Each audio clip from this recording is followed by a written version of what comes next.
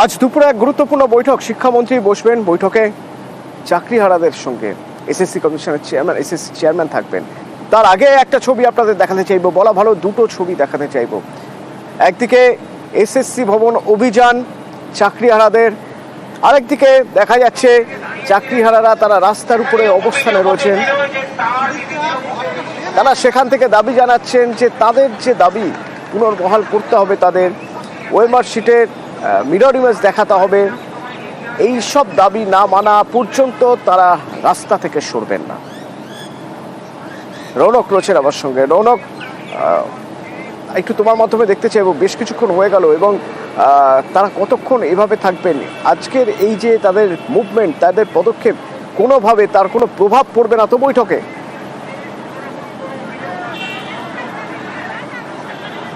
দেখো, একেবারেই তারা যেটা দাবি করছে এখান থেকে যতক্ষণ না পর্যন্ত মিরর ইমেজ এসএসসি তাদের ওয়েবসাইটে প্রকাশ করছে বা ওএমআর এর যে তালিকা, সেই তালিকা প্রকাশ করছে, ঠিক ততক্ষণ পর্যন্তই তারা এই রাস্তায় বসেই অবস্থান বিক্ষোভ করবে।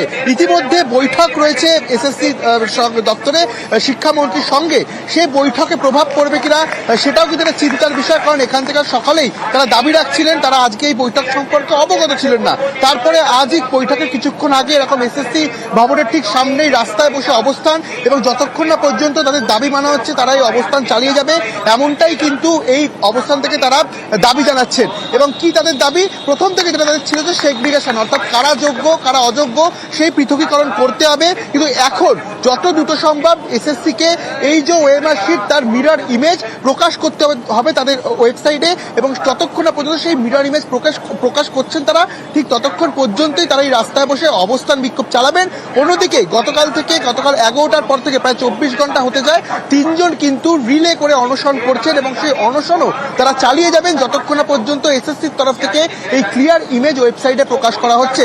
অর্থাৎ তাদের ডাকে যে আজকে এসএসসি ভবন অভিযান ছিল, একদিকে যেমন তাদের মিছিল শুরু হয়েছে, ঠিক অন্যদিকেই এসএসসি অফিসের বাইরে ঠিক 100 মিটার দূরেই রাস্তায় বসে তারা অবস্থান বিক্ষোভ করছে, এবং যতক্ষণ না পর্যন্ত তাদের এই দাবি মানা হচ্ছে তারা এই অবস্থান বিক্ষোভ চালিয়ে যাবে, এমনটাই কিন্তু এখান থেকে তারা হুঙ্কার দিচ্ছে। ধন্যবাদ রৌনক।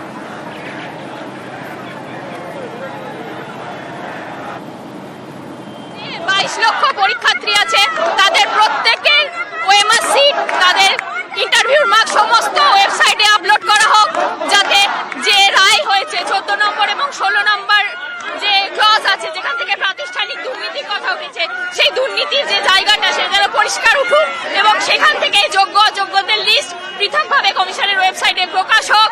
আমরা যারা যোগ্য তারা যেন সসম্মানে নিজেদের শিক্ষা প্রতিষ্ঠানে ফিরে যেতে পারি, এটাই আমাদের ডিমান্ড। তাই আমাদের ওএমআর এর মিরর কপি আমরা চাই। আমার অপর সহকর্মী সুদীপ্ত রয়েছেন আমার সঙ্গে এই করুণাময়ী থেকে। সুদীপ্ত, তুমি যেখানে রয়েছো সেখান থেকে কি দেখতে পাচ্ছ?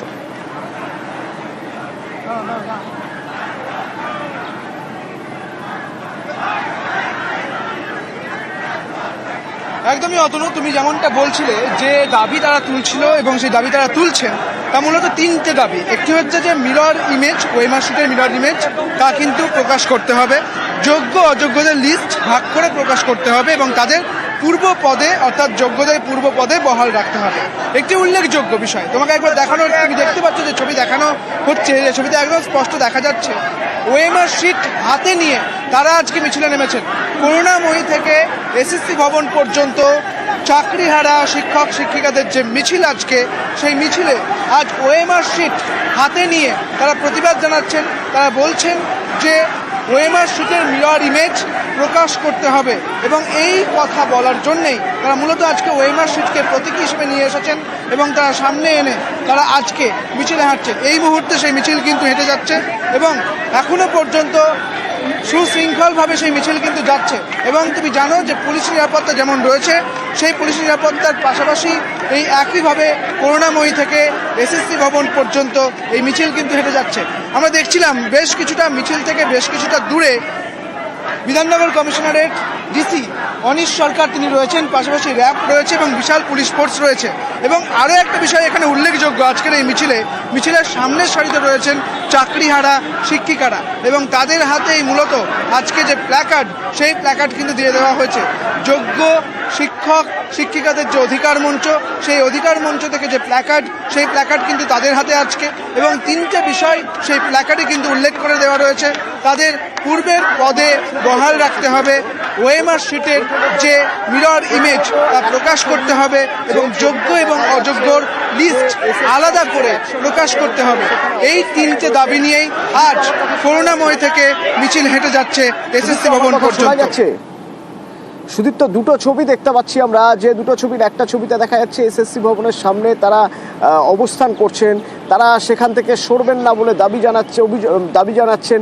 আরেকটা ছবি দেখছি মিছিল যাচ্ছে এসএসসি ভবনের দিকে। এই মিছিলে যারা রয়েছেন তারা কি করবেন? তারাও কি গিয়ে ওদের সঙ্গে ওখানে অবস্থানে বসবেন?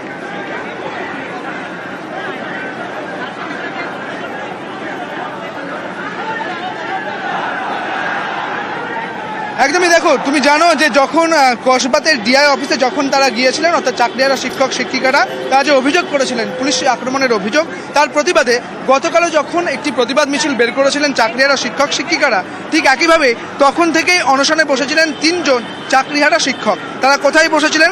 এসএসসি ভবনে। ঠিক সেখানে তারা আজকেও কিন্তু বসে আছেন। তারা ওখানেই থাকবেন যতক্ষণ না পর্যন্ত যোগ্য অযোগ্য লিস্ট আলাদা না হচ্ছে, যতক্ষণ না পর্যন্ত তাদের পূর্বের পদে বহাল না করা হচ্ছে। এসএসসি ভবনে তারা যখন অনশনে বসে রয়েছেন, পাশাপাশি সেখানেও কিন্তু চাকরিহারা শিক্ষক শিক্ষিকারা, তার মধ্যে অনেকেই একাংশ ওখানে কিন্তু পৌঁছে গিয়েছেন।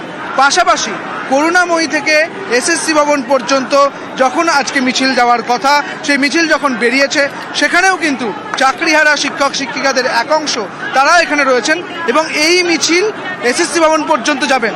অর্থাৎ যখন এসএসসি ভবনে এই মিছিল পৌঁছবে, ঠিক তখন এসএসসি ভবনে যারা ওখানে রয়েছেন চাকরিহারা শিক্ষক শিক্ষিকারা এবং অনশনকারী ওই তিনজন শিক্ষক, তারাও কিন্তু তাদের সঙ্গে মিলিত হবেন এবং তারাও প্রতিবাদ জানাবেন। এখনো পর্যন্ত এমনটাই খবর। অতনু। ধন্যবাদ সুদীপ্ত। আর রৌনক আমার দুই সহকর্মী আমাদের জানাচ্ছেন, এবং ভিতরে এক বৈঠক হওয়ার কথা, যে বৈঠক হয়তো দুটোর পরে শুরু হবে। তার আগে নিজেদের দাবিতে অনড় থেকে রাস্তায় বসে রয়েছেন চাকরিহারারা, সদ্য চাকরিহারারা, তারা রাস্তায় বসে রয়েছেন, তারা সেখান থেকে সরতে নারাজ। এদিকে পুলিশের নিরাপত্তা আরও বাড়ানো হচ্ছে, র্যাফ সহ পুলিশ ফোর্স নিয়ে ডিসি অনিশ কুমার মিছিলের কিছুটা আগেই রয়েছে এই ফোর্স।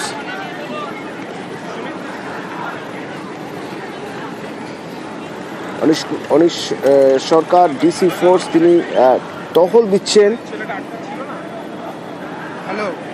হ্যালো।